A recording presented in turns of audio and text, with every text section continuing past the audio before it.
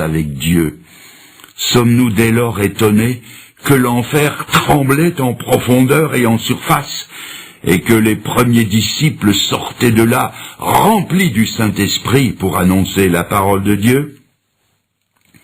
Je veux maintenant vous transporter au ciel par la pensée et par la Bible, et vous faire voir ce qui se passe au ciel quand sur la terre les chrétiens prient.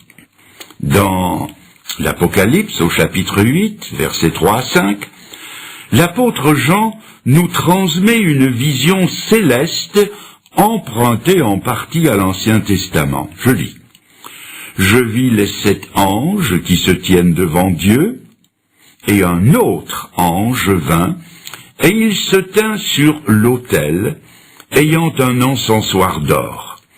On lui donna beaucoup de parfums, afin qu'il les offrît avec les prières de tous les saints sur l'autel d'or qui est devant le trône. La fumée des parfums monta, avec la prière des saints, de la main de l'ange devant Dieu. L'ange prit l'encensoir, le remplit du feu de l'autel et le jeta sur la terre. Et il y eut des voix, des coups de tonnerre, des éclairs et un tremblement de terre. Dans cette vision, on voit un ange qui représente le seul médiateur entre Dieu et les hommes, qui est Jésus-Christ, selon ce qu'en dit 1 Timothée, chapitre 2, verset 5. On y voit donc le Seigneur qui retransmet devant le trône de Dieu les demandes de ceux qui sont en prière sur cette terre. Avant d'aller plus loin, permettez-moi une courte digression sous forme de question. Quand quelqu'un prie, jusqu'où monte sa prière? Qu'en pensez-vous? Ma réponse va vous étonner et peut-être même vous scandaliser en un premier temps. Les prières les plus ferventes ne montent pas plus haut que le plafond, ou jusqu'au premier étage, avec le risque d'importuner les voisins si vous priez fenêtres ouvertes et à tue-tête. Maintenant, ne me prenez pas pour un mécréant avant de m'avoir écouté jusqu'au bout. Si vous regardez bien le texte que je viens de lire, vous verrez que ces prières sont, et je souligne, sont alliées au parfum de l'ange devant Dieu. C'est-à-dire que nos prières ne parviennent jusqu'au ciel que si elles sont alliées au parfum des perfections de Jésus-Christ, qui est notre seul représentant devant Dieu. C'est pourquoi, dans le Nouveau Testament, comme aussi dans toutes les églises évangéliques du monde, chaque prière est ponctuée du « au nom de Jésus-Christ ». Ce n'est pas là une formule magique, c'est la foi en la valeur de l'unique médiation de Jésus-Christ. Et ainsi fait en son nom, les prières les plus secrètes, traversant les espaces intersidéraux, sont en temps réel, comme on dit aujourd'hui, entendues devant le trône de Dieu, parce qu'elles sont faites au nom de Jésus-Christ, notre seul représentant devant Dieu. C'est ce qui s'est passé en Apocalypse 8. Et la réponse est venue sous forme de voix, de coups de tonnerre, d'éclairs et d'un tremblement de terre. C'est ce qui s'est passé en Acte 4, évoqué plus haut, où le lieu où ils étaient assemblés trembla, où ils furent remplis du Saint-Esprit. C'est ce qui s'est passé en Acte 16, où, dans la sombre prison de la ville de Philippe en Grèce, Paul et Silas, battus jusqu'au sang et enchaînés, priaient et chantaient les louanges de Dieu. Et en réponse à ces prières, non seulement l'enfer a tremblé, mais un tremblement de terre a secoué la ville, au point que les chaînes des prisonniers se sont descellées, et que les portes de la prison sont sorties de leurs gonds, et qu'en finale le geôlier, toute sa famille, et tous ceux qui étaient avec lui dans sa maison se sont convertis au Seigneur. Quelqu'un me reprochera peut-être d'évoquer des faits réels, peut-être, mais dépassés et n'ayant aucun équivalent dans notre monde d'aujourd'hui.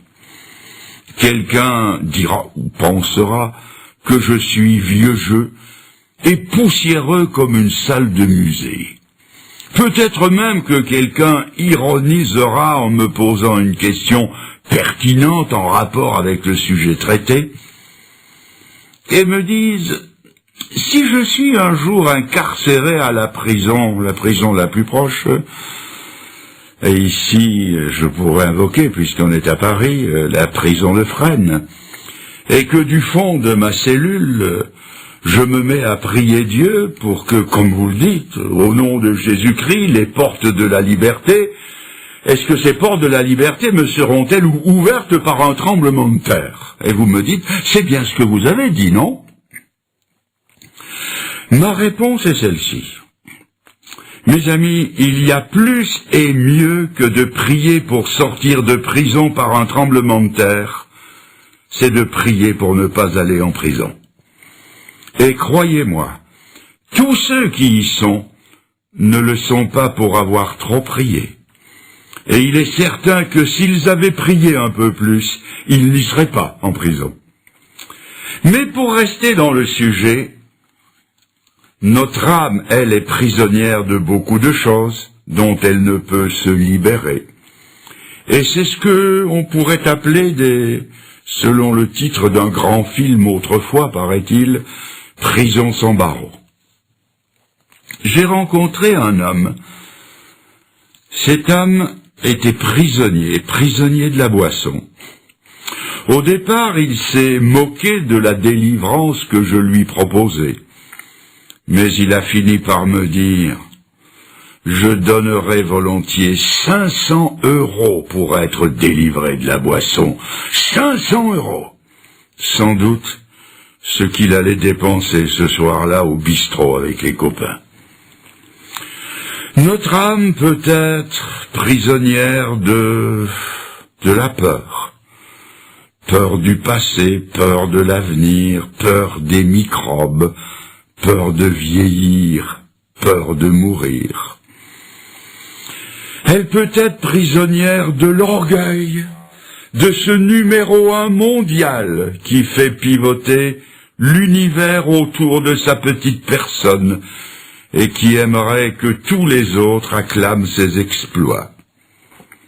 Notre âme est peut-être enfermée dans la cellule d'une jalousie maladive dont elle ne peut se sortir, comme cette jeune femme qui m'a raconté qu'avant de connaître le Seigneur, elle était sans raison d'une jalousie féroce envers son mari.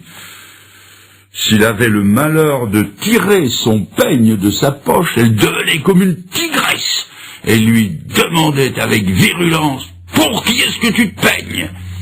Lorsqu'elle s'est tournée vers le Seigneur, elle a été entièrement délivrée de cette prison de la jalousie. Notre âme est peut-être prisonnière d'un fichu caractère à répétition qui fait souffrir son entourage, prisonnière d'un tempérament porté, colérique, incapable de se contrôler, prisonnière de l'impureté, prisonnière de la pornographie, prisonnière des frivolités mondaines, prisonnière de sa langue et incapable de la maîtriser, prisonnière de l'opinion des autres, du qu'en dira-t-on, prisonnière de l'amour de l'argent, prisonnière de l'avarice, prisonnière de prisonnières. Ah, il y en a des prisons sans barreaux. Y a-t-il un moyen d'en sortir ? Voici ce que dit Dieu au travers de son prophète Ésaïe. Et je vous lis le texte dans Ésaïe 66, verset 2, version Darby. « Voici, dit l'Éternel, sur qui je porterai mes regards, sur l'affligé, sur celui qui a l'esprit contrit et qui tremble à ma parole.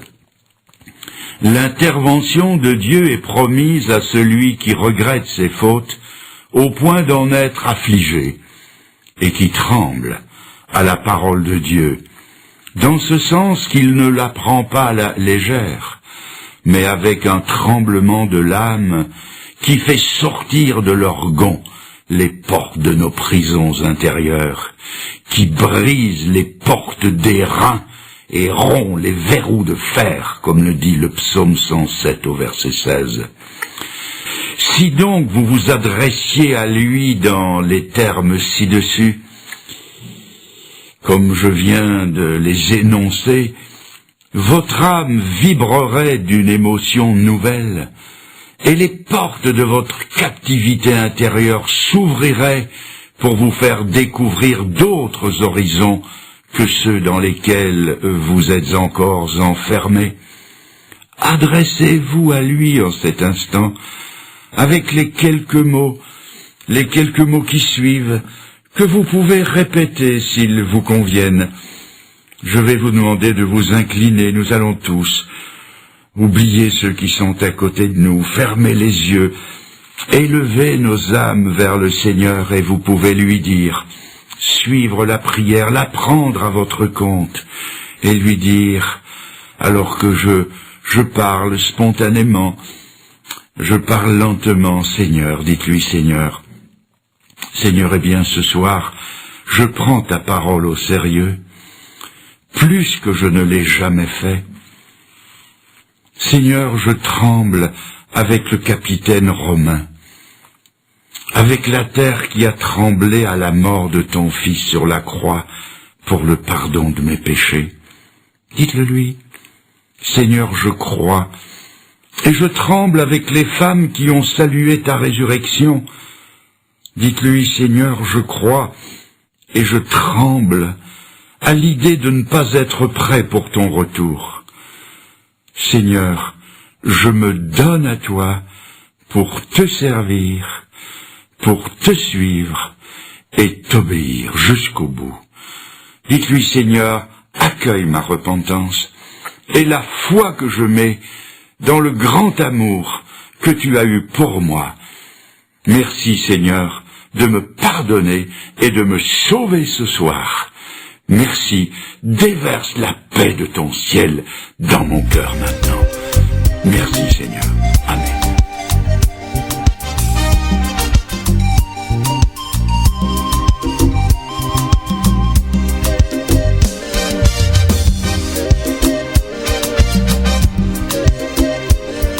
Oui, c'est ça.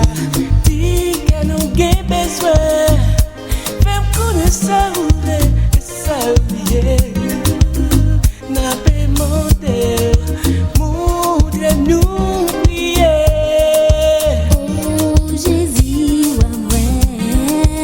Oh Dieu, c'est famille groupe, j'écoche. C'est toi-même qui est belle.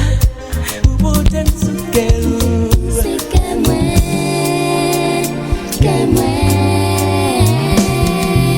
Souffle, esprit de vie, souffle sur nous tous. Souffle, esprit de vie, souffle sur nous tous.